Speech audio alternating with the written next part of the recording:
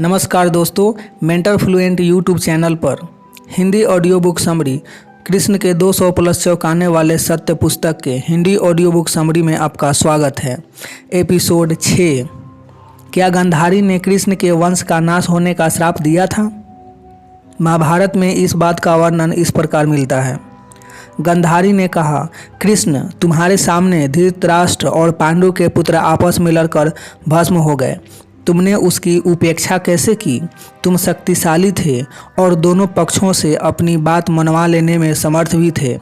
तुम ज्ञानी भी थे, लेकिन तुमने स्वेच्छा से कुरुकुल के नाश की उपेक्षा की। यह तुम्हारा महान दोष है और इसलिए मैं तुम्हें शाप दे रही हूँ। तुमने जानबूझकर लड़ते कटते कौरवों पांडवों की उपेक्षा की है, इसलिए तुम अपने भाई बंधुओं का भी विनाश कर डालोगे। आज से 36 वर्ष बाद तुम्हारे सारे रिश्तेदार, मंत्री और पुत्र तुम्हारे सामने लड़कर टकर कर मर जाएंगे। तुम खुद भी बहुत निम्न स्तर की मौत मरोगे। तुम्हारे कुल की स्त्रियां भी इस भरत कुल की स्त्रियों की भांति ही लाशों पर विलाप करेगी। महाभारत स्त्री पर्व अध्याय 25 श्लोक 39-46। स्पष्टीकरण। उपरोक्त श्लोकों में 36 वर्ष बाद वाले शब्द काफ़ी कुछ सच्चाई बयान कर देने वाले हैं। दरअसल यादवस्थली की घटना को एक शाप का परिणाम बताने हेतु ये श्लोक बाद में महाभारत में जोड़े गए हैं, क्योंकि अगर शाप की ही बात की जाए तो शाप देने वाला व्यक्ति कभी भी समय नहीं बताता है और ऐसा किसी पुराण में देखा भी नहीं गया है। अतः मेरी दृष्टि में, मेरे साइकोलॉजिकल ज्ञान के आधार पर कह सकता हूं कि यह पूरा प्रसंग एक मिलावट है। नंद यशोदा के घर की आर्थिक स्थिति क्या थी? पुराणों के अनुसार नंदजी ग्वाले थे और पशुपालन तथा दूध एवं दूध उत्पादों का व्यवसाय उनका पेशा था। चूँकि ग्वालों का मुख्य आर्थिक आधार पशु था, अतः उनका निवास स्थान भी जंगलों के बीच हुआ करता था, ताकि पशुओं के लिए पर्याप्त मात्रा में चारे पानी की उपलब्धता सुनिश्चित हो सके। मथुरा जैसे शहरों की नगरीय सभ्यता से वे लोग कोसों दूर थे। उनका भोला भाला स्वभाव था और वे अपनी बस्तियों में रहकर संतुष्ट थे। इस संबंध में कृष्ण खुद एक जगह कहते हैं। कृष्ण नंद बाबा से कहते हैं, पिताजी, न तो हमारे पास किसी देश का राज्य है, न ही हमारे पास कोई नगर है। हमारे पास तो गांव या घर भी नहीं है। हम तो सदा के वनवासी हैं। वन और पहाड़ ही हमारे घर हैं। भागवत पुराण स्कंद 10 अध्याय 24 श्लोक 24। हरिवंश पुराण में भी इसी तरह की बातें मिलती हैं। वृंदावन के बड़े बुजुर्ग गोपों को संबोधित करते हुए कृष्ण कहते हैं, वृंदावन के बड़े बुजुर्गों को गोपों को संबोधित करते हुए कृष्ण कहते हैं, हे आर्य, हम लोग वन में रहने वाले गोप हैं और हम लोग सदा गोवर्धन से ही अपनी जीविका चलाते हैं। अतः आपको मालूम होना चाहिए कि गौवें, पर्वत और वन ये ही हमारे देवता हैं। हरिवंश पुराण विष्णु पर्व अध्याय 16 श्लोक 2। उपरोक्त श्लोकों से यह बात पूरी तरह स्पष्ट हो जाती है कि नंद यशोदा वनवासी जीवन जी रहे थे और नगर बस्ती से दूर उनके गोष्ठ यानी आवासीय परिसर हुआ करते थे। साथ ही पुराणों में भी कुछ ऐसे श्लोक भी मिलते हैं जिनके अनुसार नंद बाबा अपने गोष्ठ के प्रमुख यानी सरदार थे। तब इस प्रमाण से यह बात आसानी से समझी जा सकती है कि उनके गोष्ठ के अन्य गोपों की अपेक्षा उनके घर में सुख सुविधाओं के साधन अधिक रहे होंगे। वे अपने गोष्ठ के राजकीय कर का हिसाब रखा करते थे और गोष्ठ की सुरक्षा तथा अन्य मामलों की जिम्मेदारी संभाल रहे थे।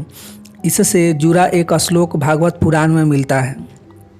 सुखदेव जी कहते हैं, हे परीक्षित, कंस का वार्षिक कर चुकाने के लिए मथुरा जाने हेतु नंद बाबा ने गोकुल की रक्षा का भार दूसरे गोपों को सौंप दिया और चले गए। भागवत पुराण स्कंद 10 अध्याय 5 श्लोक 19। स्पष्टीकरण। कुल मिलाकर कृष्ण का बचपन संघर्षों व गरीबी से भरा था। निश्चित ही कृष्ण ने एक कठिन बचपन गुजारा था। कृष्ण की सभी रानियों के नाम क्या थे? हरिवंश पुराण में कृष्ण की पत्नियों के बारे में इस प्रकार बताया गया है। तब केशव ने विधिपूर्वक रुक्मिणी का पानी ग्रहण किया। कालिंदी यमुना के नाम से भी प्रसिद्ध है। मित्रविंदा कृष्ण की बुआ राजाधिदेवी जो अवंती राज्य से ब्याही गई थी की बेटी। सत्या नाग जाति के नाम से प्रसिद्ध और अयोध्या नरेश नग्नजीत की बेटी। जामवंती जाम्बवान की बेटी। रोहिणी लक्ष्मणा सत्यभामा गंधारी राजा शैव की बेटी। इनके अलावे 16,000 और स्त्रियां थीं। हरिवंश पुराण विष्णु पर्व अध्याय 60 श्लोक 34, 41 और 43। उपरोक्त विवरण से स्पष्ट है कि हरिवंश में 16,000 अन्य स्त्रियों के अलावे कुल 9 पटरानियों के नाम बताए गए हैं, जबकि 8 पटरानियों की बात ज़्यादा प्रसिद्ध है। भागवत पुराण स्कंद 10 अध्याय 58 में वर्णित कृष्ण की शादियों के अनुसार उनकी ये रानियाँ थीं: रुक्मिणी, कालिंदी, मित्रविंदा, सत्या, भद्रा, लक्ष्मणा, सत्यभामा, जामवंती तथा 16,000 स्त्रियाँ। गर्ग संहिता गोलोकखंड अध्याय 16 के अनुसार कृष्ण की राधा से बचपन में ही शादी हो गई थी। इस आधार पर कुछ लोग राधा की भी उनकी पत्नी के रूप में गिनती करते हैं। ब्रह्मवैवर्त पुराण श्री कृष्ण जन्मखंड अध्याय 105 एवं 112 के अनुसार कृष्ण की ये पत्नियां थीं: रुक्मिणी, कालिंदी, सत्यभामा, सत्या, सती, नागनजीति, जामवंती, लक्ष्मणा तथा 16,000 स्त्रियां। महाभारत में छिटपुट रूप में रुक्मिणी तथा सत्यभामा की चर्चा मिलती है, लेकिन कृष्ण के कुल विवाहों की कोई भी बात वहाँ उपलब्ध नहीं है। स्पष्टीकरण: कुल मिलाकर सभी शास्त्रों में कृष्ण के 8 विवाह करने की पुष्टि की गई है। कृष्ण की कितनी संतानें थीं और उनके नाम क्या थे? भागवत पुराण के अनुसार कृष्ण की प्रत्येक रानी ने 10-10 पुत्र उत्पन्न किए। रुक्मिणी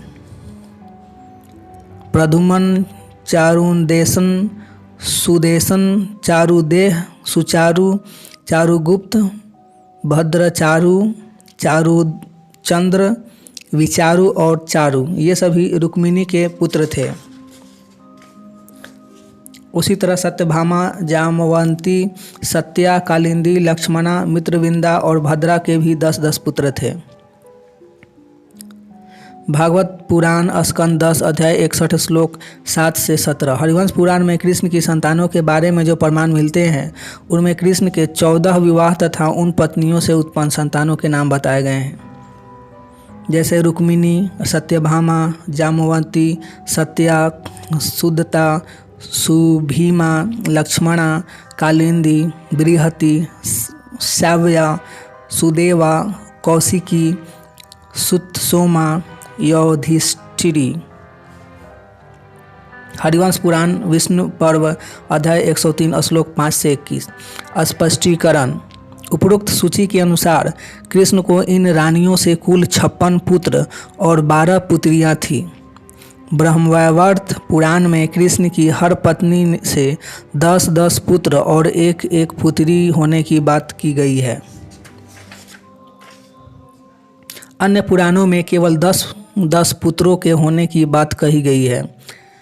महाभारत में भी कृष्ण के प्रद्युम्न का या सांब जैसे पुत्रों की यदा कदा चर्चा तो अवश्य की गई है, लेकिन इतने बड़े ग्रंथ में कृष्ण की संतानों के बारे में कोई व्यवस्थित विवरण नहीं मिलता है। परंतु कुल मिलाकर इतना तो कहा ही जा सकता है कि कृष्ण की 50 से अधिक संतानें थीं।